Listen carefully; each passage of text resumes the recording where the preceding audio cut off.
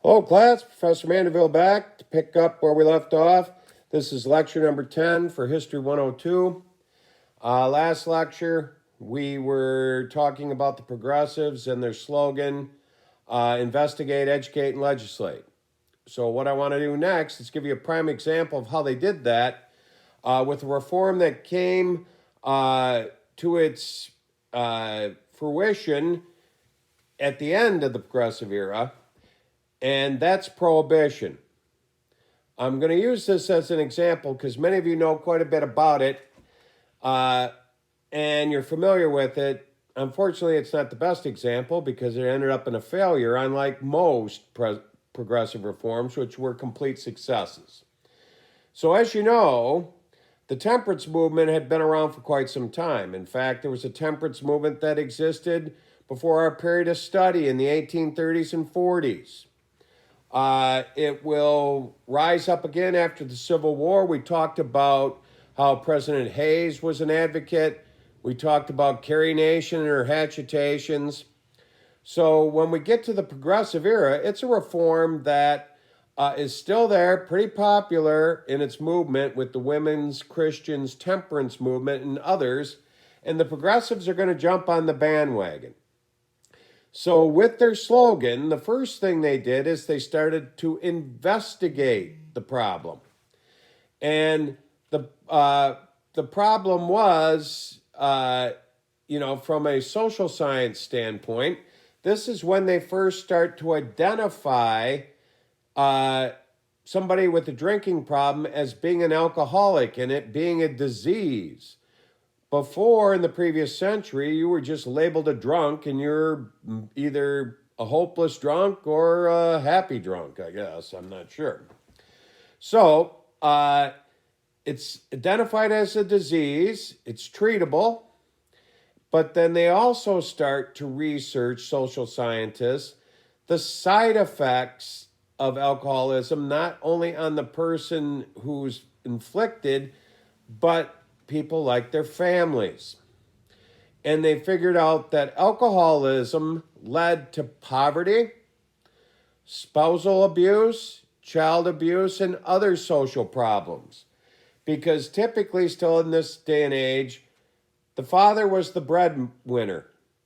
And if dad went off on Friday and Saturday and drank the family's paycheck away, then the family's going to do without all week, causing them to live in poverty. He might be an angry drunk and come home and be abusive to his wife and his children, all because of his disease. So by solving alcoholism, you could solve some poverty, some cases of spousal and child abuse.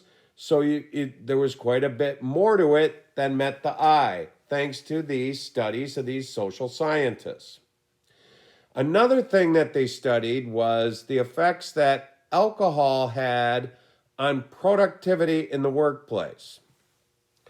Now, back in this day and age, it wasn't that uncommon for people to drink on the job, especially if they're working 12 hours a day.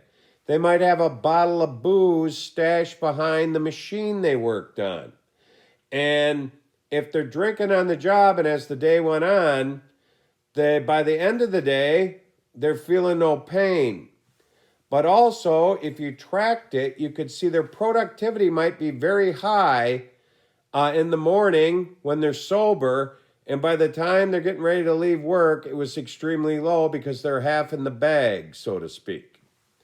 Also, studies done on the effects of alcohol and hangovers, and that could affect productivity in the morning. And then as somebody sobers up, their productivity rises in the afternoon. Almost the opposite effects here. Nevertheless, that was discovered. When that was discovered, that's when big business got behind prohibition because they saw it as the opportunity for much higher profits. If alcohol was just outright done away with, then productivity would go through the roof in factories.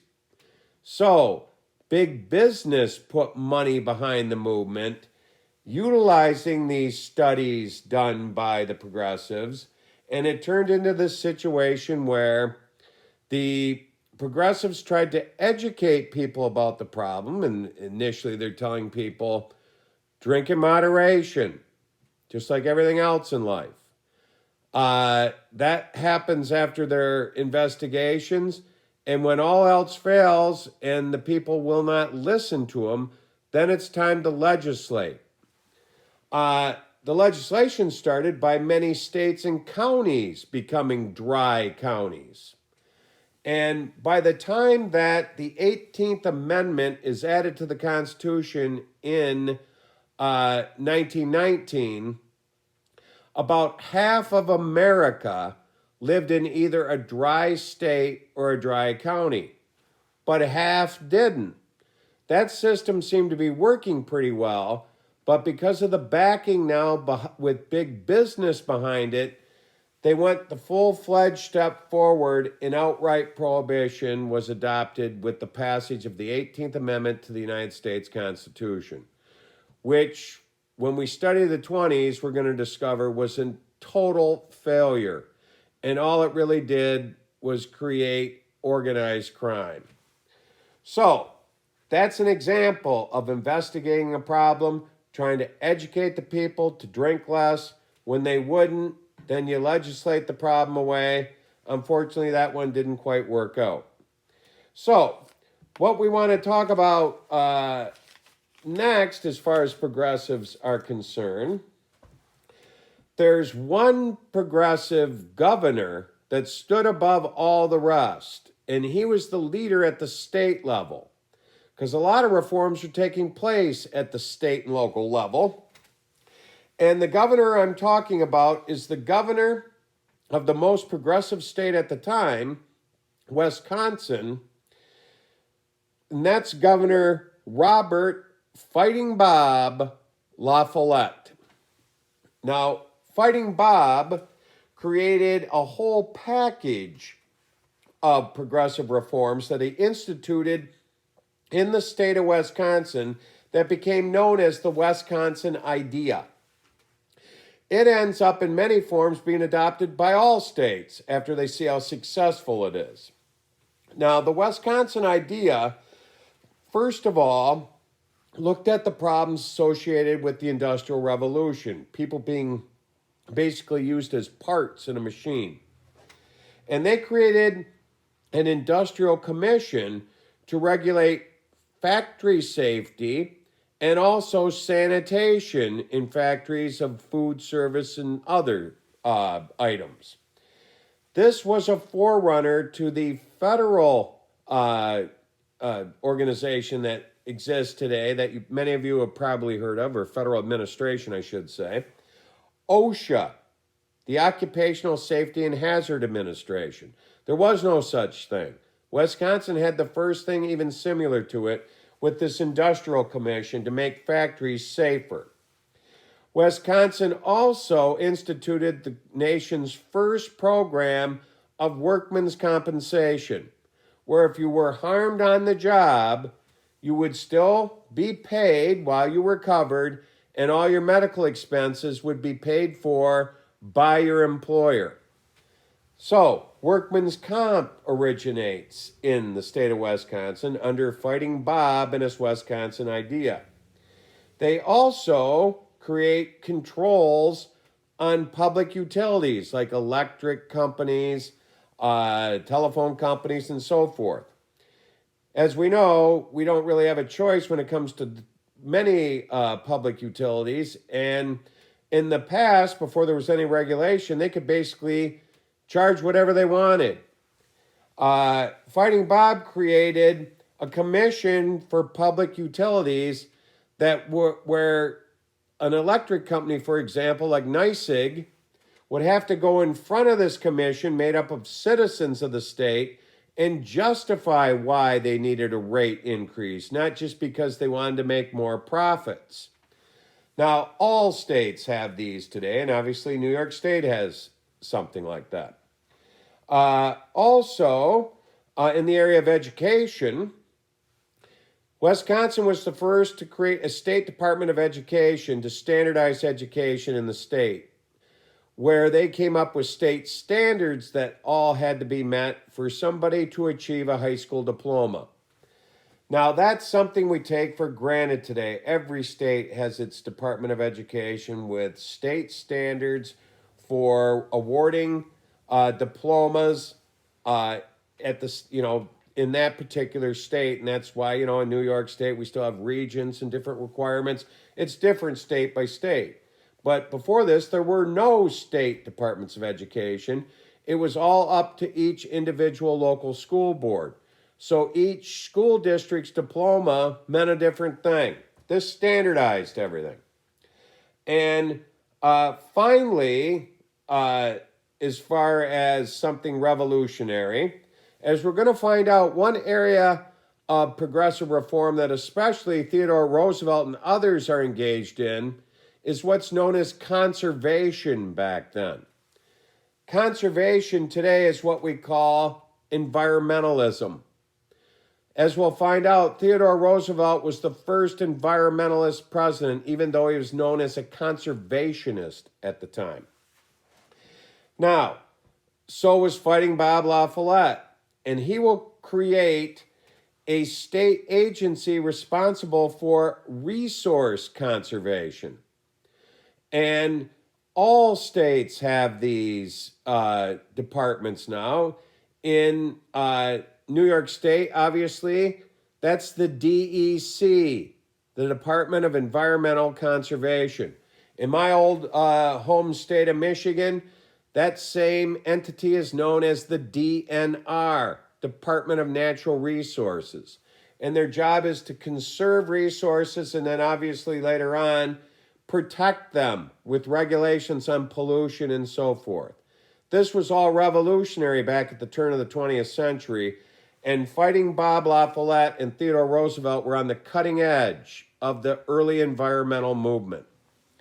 Now, politically speaking, one thing that Wisconsin will institute first before any other states, and it's part of the Wisconsin idea, is the practice of the direct primary election, where you have primaries to select candidates to run for the particular parties like Democrats and Republicans, instead of having the power brokers in the party select who the candidates are going to be.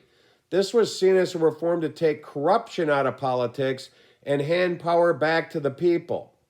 Now, ironically enough, this Tuesday, Wisconsin, in an idiotic move, still held its primary election even though COVID-19 was such a threat. Why they did that, I'm not sure. New York has delayed our primary election to June for the presidency, and now that candidate Sanders has withdrawn, it appears we might just cancel the Democratic primary. There could be local primaries, like in the city of Plattsburgh, several candidates want to run for mayor. But we had enough sense to push it off to well into June because of this crisis. So, ironic how things turn around over time. Now, what we want to talk about next here is Theodore Roosevelt's whole progressive package that he called his square deal. Gee, I wonder where his cousin Franklin Roosevelt got the concept of his New Deal from when he becomes president in 1933. But that's a different story. Now, with Theodore Roosevelt's square deal, and as I told you before, Roosevelt was the first to use the so-called bully pulpit to get his messages directly to the people so they could understand what was going on.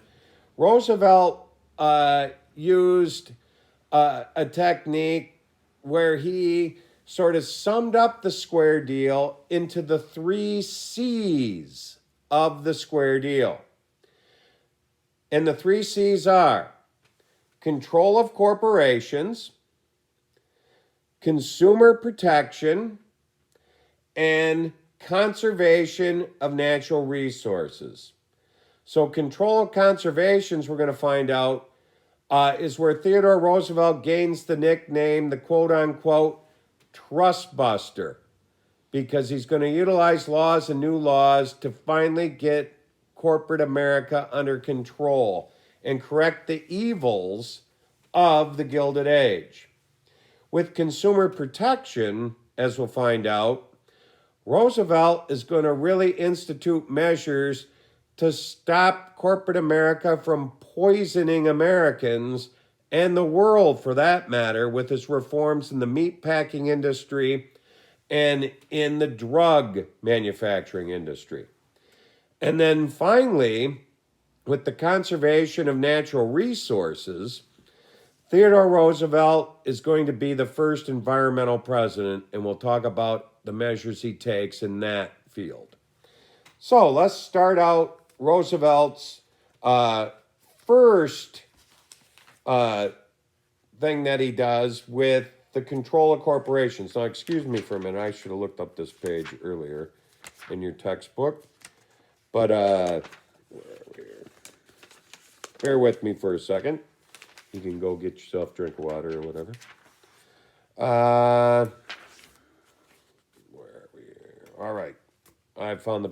We're going to be on page 660, 661 in your textbook. And what we're going to be talking about here is something that occurs in 1902, shortly after, the second year that Roosevelt was in office, that's really going to set the stage for his actions concerning corporations when he has to deal with the famous coal miners' strike of 1902, the Pennsylvania coal miners' strike. Now, here's what happens, and this is a good insight into how Theodore Roosevelt operates. In 1902, coal miners needed a new contract. Coal miners, by this point, did indeed have a union. The union contract was up, and they made their initial demands to the coal mine owners. And what these workers wanted initially was they wanted a 20% raise over the course of the contract. I'm not quite sure. Maybe it was a 4-year contract, so 5% a year. And they wanted the workday to be reduced from 10 hours a day, which coal miners had to work at this point, according to the contract, to 9 hours a day. So, what's going to happen here is they make their initial demands to the coal mine owners, and the coal mine owners basically say no and no. And in fact, just go back to work. You get absolutely no raise, and the workday remains the same. So, the coal miners have no choice but to go out on strike. Now, this strike is going to drag on for a long time. And one thing you have to realize is back in this day and age, the country operated on coal. Our electricity was generated with it. People heated their homes with it, individual homes. I can remember my parents lived in a house that was built in the 1860s, and down in the basement there was remnants of a coal bin where the old furnace used to operate on coal.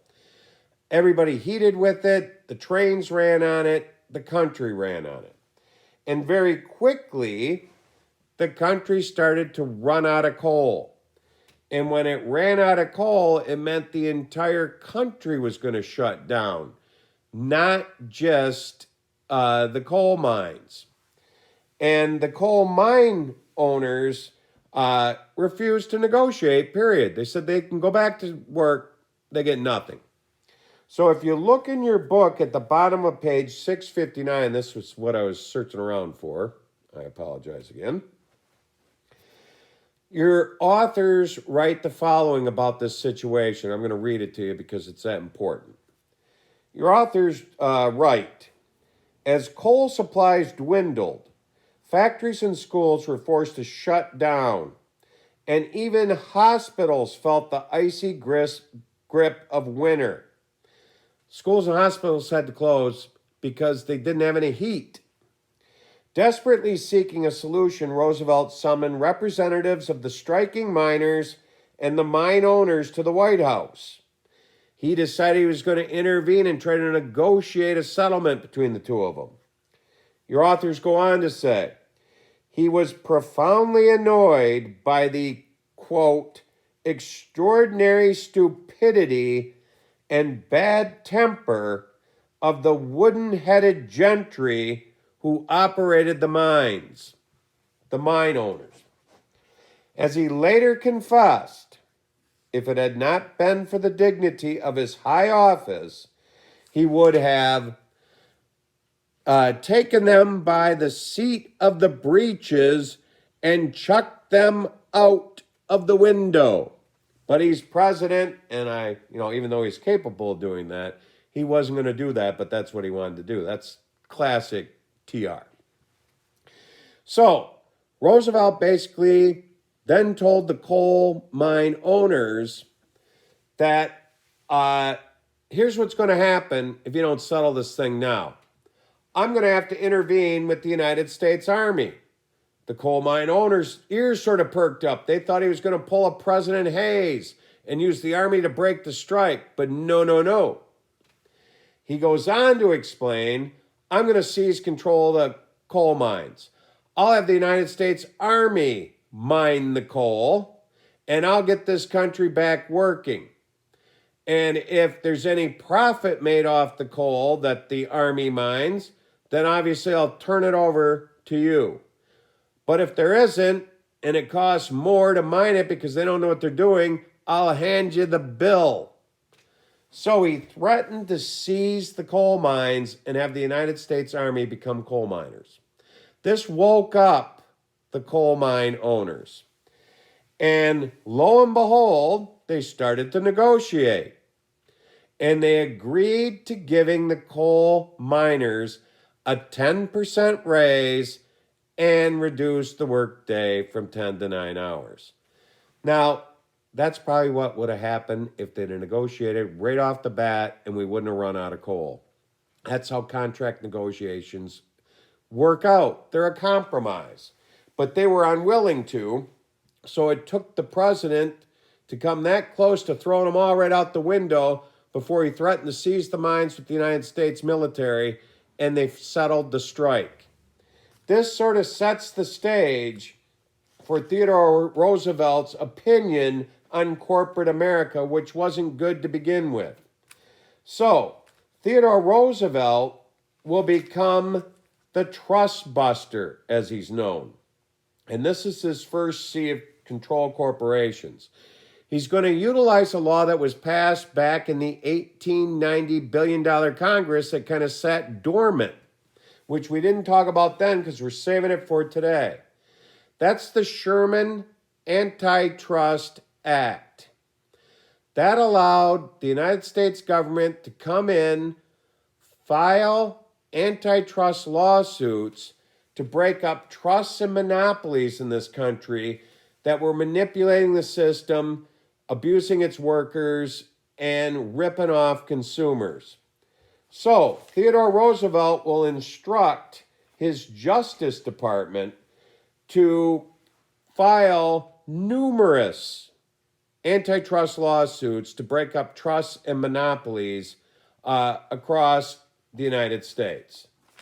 Now, one area that Roosevelt is extremely successful in, besides breaking up trusts in the beef industry, sugar, fertilizer, he's going to go after a prime suspect, somebody that we really haven't talked about yet, but the top financier in America, the guy who bought out Andrew Carnegie and created U.S. Steel Corporation, J.P. Morgan.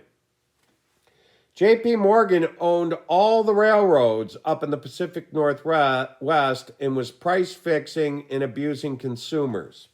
The name of that company was Northern Securities Company. Theodore Roosevelt announced in one of his almost weekly press conferences that the Justice Department had filed an antitrust lawsuit against Northern Securities Company. Most experts believe, well, this is where he came up and met his match. There was no way that he'd be able to defeat the very powerful J.P. Morgan and his army of Wall Street attorneys. But lo and behold, Roosevelt's Justice Department won the lawsuit, and the court ordered Northern Securities to break up its monopoly on the railroads in the Pacific Northwest and make things better for consumers, farmers, shippers, and so forth. So, Roosevelt sort of pulled off the impossible when he took on J.P. Morgan and defeated him in a courtroom, which really earned him the name T.R. the Trustbuster. So that's long enough for this lecture. I try to keep them no longer than 25 minutes or so. We're going to pick up the next lecture here momentarily with the other two C's of Theodore Roosevelt's square deal. So I'll be talking to you shortly. See you soon.